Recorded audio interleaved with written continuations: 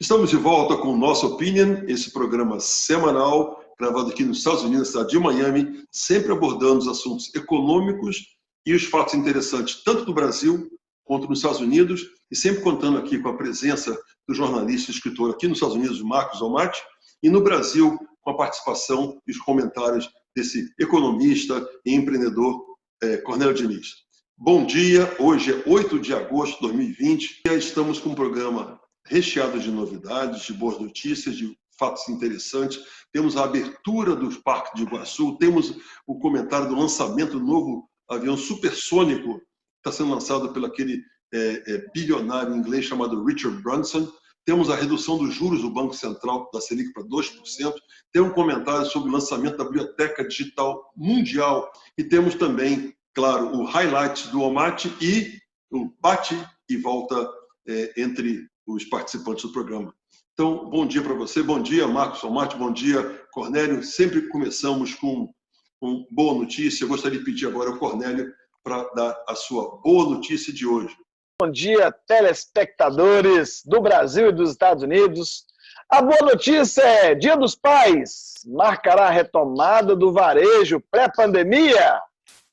No último Dia das Mães, em maio de 2020, um dos dias mais importantes do varejo no Brasil, tivemos 26% de queda nas vendas, algo inimaginável. Devido ao auxílio emergencial do governo, aos R$600, as vendas, agora no Dia dos Pais, devem cair apenas 5% em relação a 2019, segundo a Federação do Comércio em São Paulo. Isso é um sinal que já estamos retomando a economia pré-pandemia. Cornélio, eu não sei se isso é bom ou se é ruim, ou se as pessoas não deram muito presente às mães no ano passado, ou se os pais ganham pouco presente. Eu queria falar um pouquinho sobre uma coisa muito interessante. Um país, ele se forma, ele se cria, ele se administra através de positivismo. E essa semana a Nike fez um comercial que é absolutamente fantástico. Gostaria de passar para vocês com um áudio da Nike com subtítulo em português. We're never alone. And that is our strength. Because when we're doubted, we'll play as one. When we're held back, we'll go farther and harder. If we're not taken seriously, we'll prove that wrong. And if we don't fit the sport, we'll change the sport.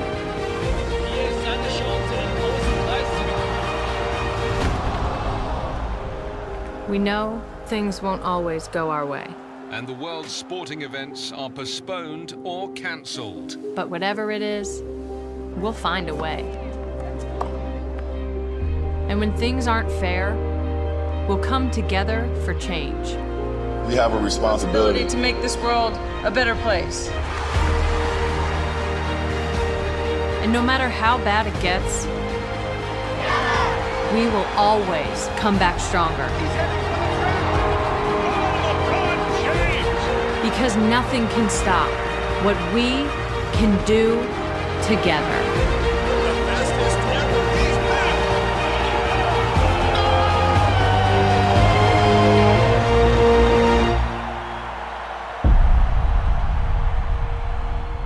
Como vocês puderam ver, realmente é sempre um inspirador, é uma mensagem otimista, de positivismo, sensacional, realmente fantástico. Agora eu gostaria de pedir para o nosso amigo Marcos Almaty dar a boa notícia de hoje. Por favor, Marcos.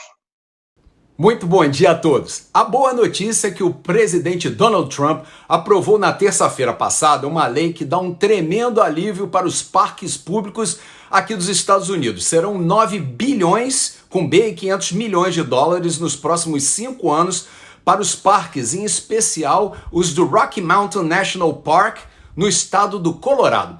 A lei se chama Great American Outdoors Act e, segundo as palavras do próprio Trump, no seu melhor estilo, "It's a big deal".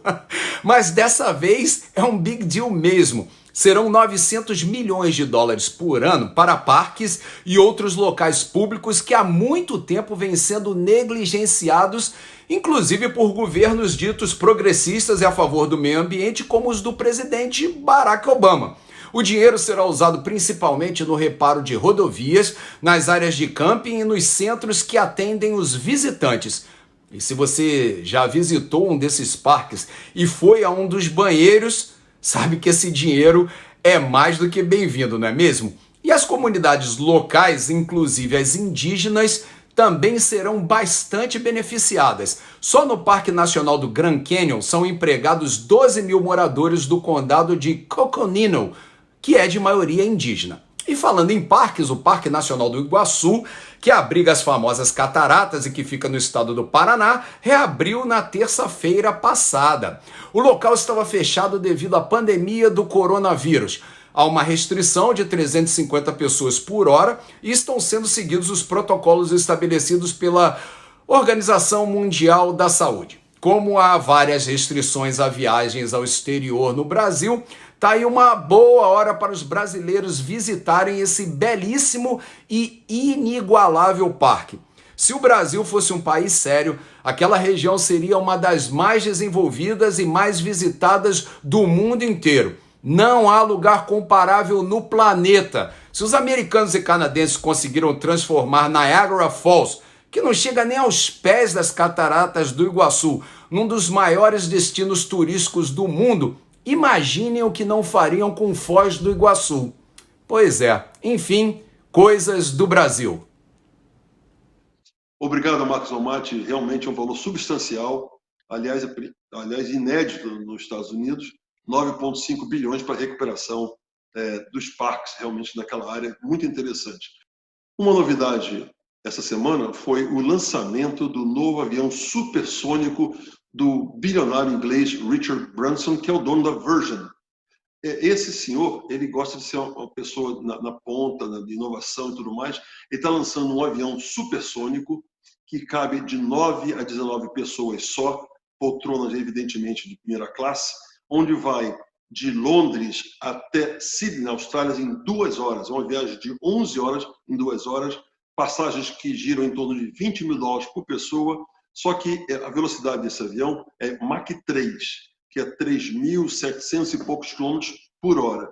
É realmente uma novidade, depois de 60 anos da aviação, que nós não víamos nada parecido, e esse bilionário investindo na área comercial, fora a tentativa dele de fazer voos espaciais aí naquela aeronave que está lançando. Agora, Jay, eu comprei muito CD na Virgin Records, você se lembra, era ali na US One, aqui em Miami. Será que agora o Branson não me dá um descontinho nessa viagem, não? $20 mil está meio caro para mim. Não, veja bem, não só está caro para você, como é caro para todo mundo, mais caro que qualquer voo hoje em dia de primeira classe, mas o valor é em função da velocidade e do tempo que você ganha, né? Você vai eu acho que é Seattle para Tóquio, uma viagem de 11 horas e meia em 2 horas e 45. Realmente é igual aquele trem-bala com um trem normal. Realmente ele está inovando, as imagens estão aí para todo mundo ver, que é uma maravilha. Queria passar agora para o nosso amigo Cornélio, eu queria que ele falasse sobre a redução dos juros pelo Banco Central, a taxa Selic a 2%. Cornélio, por favor. Nunca o Brasil experimentou uma taxa Selic tão baixa. 2%. Para você ter uma ideia, Jay, se descontarmos a inflação, no período de 12 meses, o investimento fica negativo em 0,71%. Se alguém quiser fazer alguma aplicação, tem que pedir mais de 150% do CDI. Isso nunca aconteceu no Brasil. Lógico, o isolamento social, o baixo consumo das famílias adia as decisões de investimento. Temos uma inflação que está baixa hoje e com isso, as consequências dessa taxa de juros baixa. Mais investimentos, mais empreendedorismo e a parte principal, no governo brasileiro, o valor que se paga pelos juros da dívida se torna menor. Um impacto significativo nas contas brasileiras.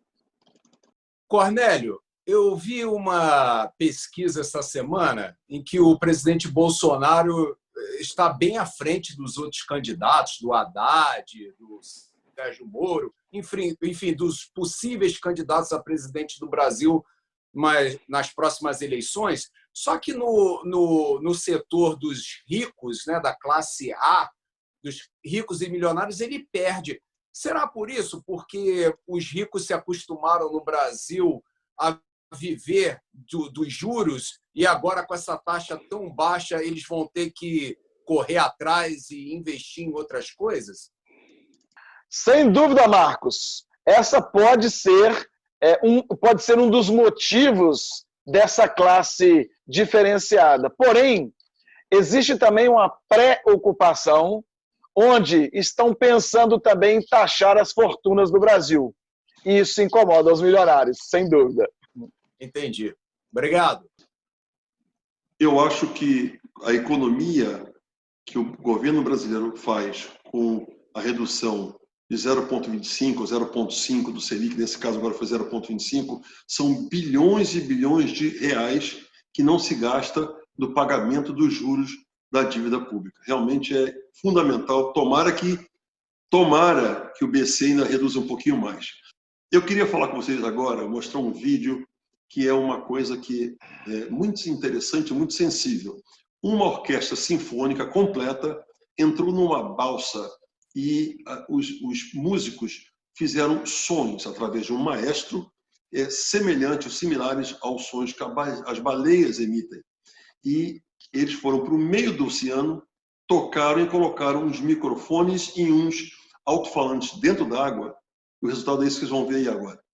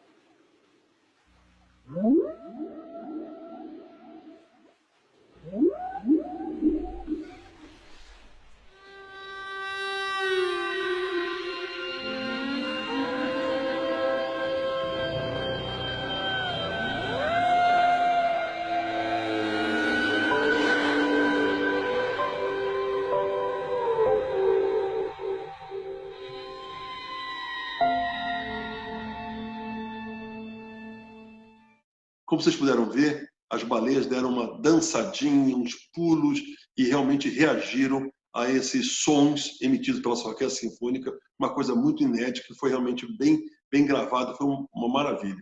Queria trazer agora para o nosso bate-papo aqui o nosso amigo Cornélio para falar sobre a quantidade de novidades em relação a vacinas do Covid-19. Cornélio. Ken Fraser, presidente e CEO da principal produtora de vacinas do mundo, a gigante Merck, prestou uma entrevista à professora Sada O'Neill, tá bom o inglês aí, né? De Harvard Business School. O interessante é que ele diz que a vacina mais rápida que a Merck trouxe ao mercado foi contra a cachumba. Demorou 4 anos. A vacina da ebola, 5 anos e meio passei, e só agora foi aprovada na Europa. A vacina da tuberculose, foram 13 anos. 13 anos. Rotavírus, 15 anos. Catapora, demorou-se 20 anos para termos a vacina. No caso da Covid, tem mais de 160 programas tentando desenvolver rapidamente a vacina.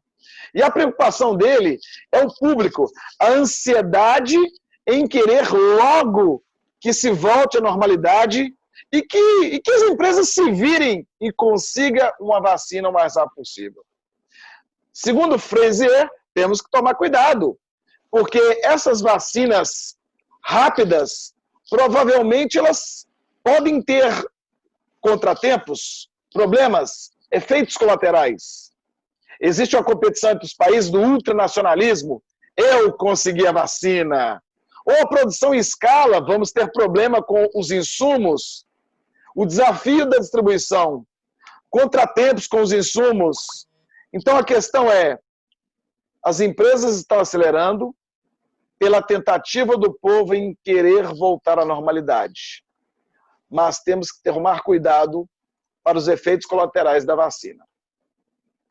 Cornélio e Jay Almeida, vocês estão naquele grupo das pessoas que entrariam na fila imediatamente para tomar a vacina ou daqueles que não, vamos esperar para ver o que vai acontecer? Certamente, Marcos, eu não seria um dos primeiros na vacina, porque essa velocidade vai provocar consequências. Eu prefiro ser mais conservador e aguardar aí um grande número de testes pelo mundo afora. E você, Jay? Olha, eu estou há 150 dias em casa, não tem nenhum problema em passar mais 150, porque realmente vacina nova, sem ser testado, sem ter o efeito colateral, vai demorar um pouquinho mais, viu, Marcos? Eu acho que o Cornélio e eu estamos na mesma sintonia. Queria falar um pouquinho agora sobre uma coisa interessante que aconteceu essa semana, chamado a inauguração da Biblioteca Digital Mundial. O site é o www.wdl.org. Isso vai dar a nós, seres humanos, a preservação da história, da cultura, da arte, e vamos ter assim uma preservação, ao contrário do que aconteceu ano retrasado no Museu Histórico do Rio de Janeiro. Nós perdemos milhares e milhares de acervos culturais que não voltam mais. E essa Biblioteca Digital Mundial vem para dar esse plus para todo mundo que se quiser estudar, analisar, aprender sobre o passado. Aliás, eu vou falar um pouquinho, infelizmente, das destruições dos monumentos dos vândalos nos Estados Unidos, querendo apagar a história que você não pode apagar.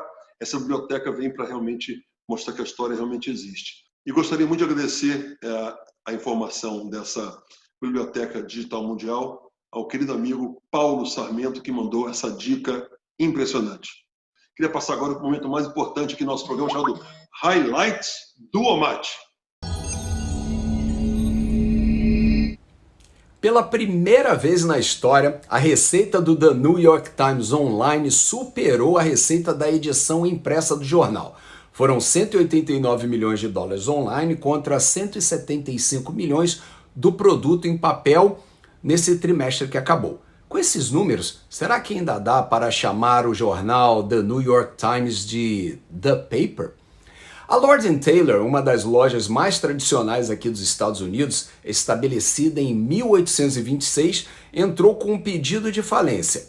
Outra que pediu falência foi a Taylor Brands, mais conhecida pelas marcas Men's Wearhouse e Joseph A. Bank. É que com a pandemia a procura por roupas mais formais, tipo terno, diminuiu bastante, já que muitas pessoas estão trabalhando de casa ou simplesmente perderam seus empregos. E a Boeing perdeu 2 bilhões e 400 milhões de dólares no trimestre passado. Houve uma queda de 25% na receita geral da empresa. E o consumo de energia aqui nos Estados Unidos também caiu. Aliás, despencou ao seu nível mais baixo em mais de 30 anos, obviamente durante esses meses da pandemia, de março até agora. As ações da Apple dispararam depois da apresentação do relatório de ganhos da empresa no trimestre. A Apple passou a Saudi Aramco e se tornou oficialmente a maior empresa do mundo em valor de mercado. Enquanto isso, a Chevron e a ExxonMobil perderam juntas 9,4 bilhões de dólares também no trimestre que acabou. Em julho, 83% dos bares, restaurantes e outros estabelecimentos voltados à vida noturna não conseguiram pagar parcialmente seus aluguéis na cidade de Nova York. 37% não conseguiram pagar sequer uma parte dos aluguéis em julho. E ainda falando da cidade de Nova York, 2.800 negócios fecharam suas portas desde o dia 1º de março. Esse número é o maior de todo o país. E os negócios que mais sofreram foram aqueles de propriedade de mulheres e de minorias, como negros e latinos, infelizmente.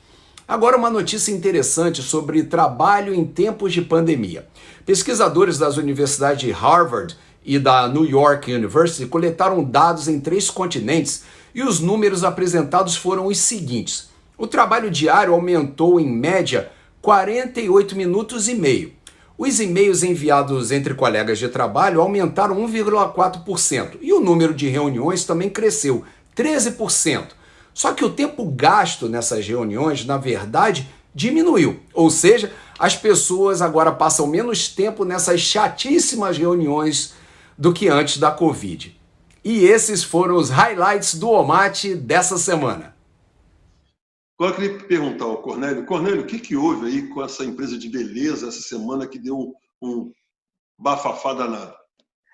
A Natura, uma gigante da indústria da beleza, seleciona celebridades do Brasil e escolhe Tami, a filha da Gretchen, para ser o exemplo de pai do ano. A proposta da empresa é o pai que não abandona, o pai presente, o pai que valoriza a relação com os filhos. Para vocês terem ideia, no Brasil, 5,5 milhões de crianças, na sua certidão de nascimento, não têm a figura do pai. O que a Natura quis mostrar é que mesmo Tami, sendo um trans, no direito dele, tem o direito também de ser um pai presente, atuante, amoroso, cuidadoso. As ações da Natura explodiram e, óbvio, uma repercussão gigantesca com os pais conservadores do Brasil. E agora é a hora da dica da semana e vamos começar com Cornélio Diniz. Dica da semana, precaução. Cuidado para não comprar burros mortos. Vou contar uma pequena história. Uma garotinha chegou em um fazendeiro querendo comprar um burrinho. E o fazendeiro vendeu por R$300. E disse, venha buscá-lo no dia seguinte. No dia seguinte, essa garota chegou no fazendeiro para pegar o burrinho, e ele disse, infelizmente, temos uma má notícia, o burrinho morreu. Então, devolva o meu dinheiro? Não, tem jeito, gastei o seu dinheiro. Então, me devolva apenas o burro, mas para quê? Apenas me devolva o burro. Mas o que você vai fazer? Uma rifa e vou sortear. 30 dias depois, o fazendeiro foi conversar com a menina. E aí, como foi? Vendi 500 números a R$20. Faturei R$10.000. E ele perguntou, ninguém reclamou? Não. É apenas o ganhador. E o que você fez? Devolvi os R$20 a ele e ganhei R$9.880. Incrível, não? A situação é que existem dezenas de pessoas vendendo burros mortos na cidade. Cuidado, as eleições estão chegando. Você tem o poder de mudar isso. Não compre burros mortos. Agora é a hora do Marcos Omate com a sua dica da semana. Minha dica de entretenimento dessa semana é a docu-series chamada The Last Dance, da Netflix, que no Brasil chama-se Arremesso Final. É simplesmente imperdível. Se você não gosta de esporte, você vai gostar. Se você gosta de basquete, você vai gostar muito. Se você gosta de basquete, da NBA e acompanha, você vai adorar, você vai ficar fascinado como eu fiquei. Porque a docu-series, ela trata dos 3 primeiros campeonatos do Chicago Bulls, em 91, 92 e 93. Aí tem o Michael Jordan sai do time, eles explicam isso tudo direitinho. E depois trata do outro tricampeonato, 96, 97 e 98, mas com imagens de bastidores espetaculares, coisas nunca vistas antes na televisão.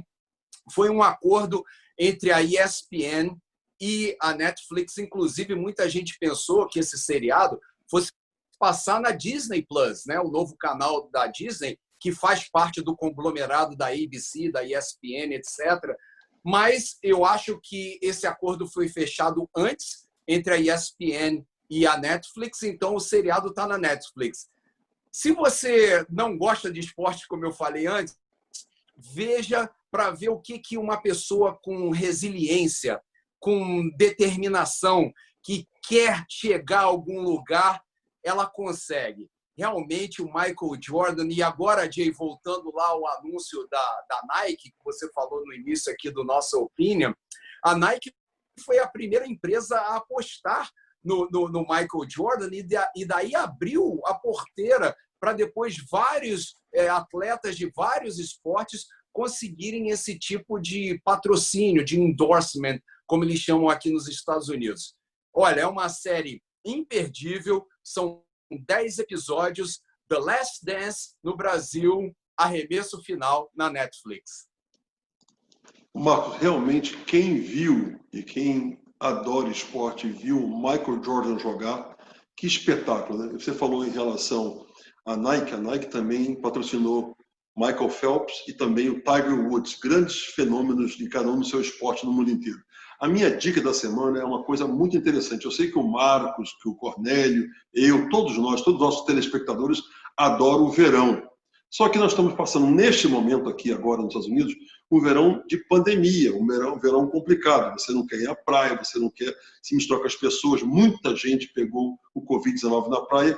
E aí teve um rapaz, no ano passado, que até ele apresentou isso naquele programa Shark Tank, que é um programa onde bilionários e milionários fazem investimentos em projetos que não quiseram fazer nenhum investimento nesse aplicativo.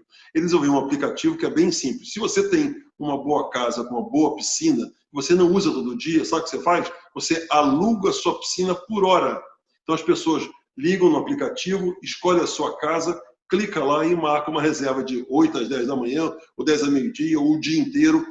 Varia de $15 a $300 por hora, e tem milhares de casas sendo alugadas e uma renda extra para todo americano nessa época de pandemia, alugando a sua piscina.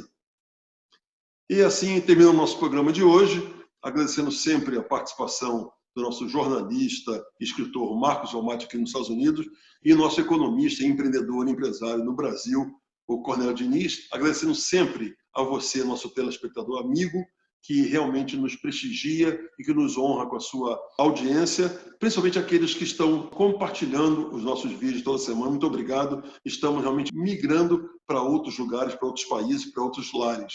Obrigado a vocês. Obrigado. Tenham uma excelente semana. Até semana que vem. Fique com Deus. Um abraço.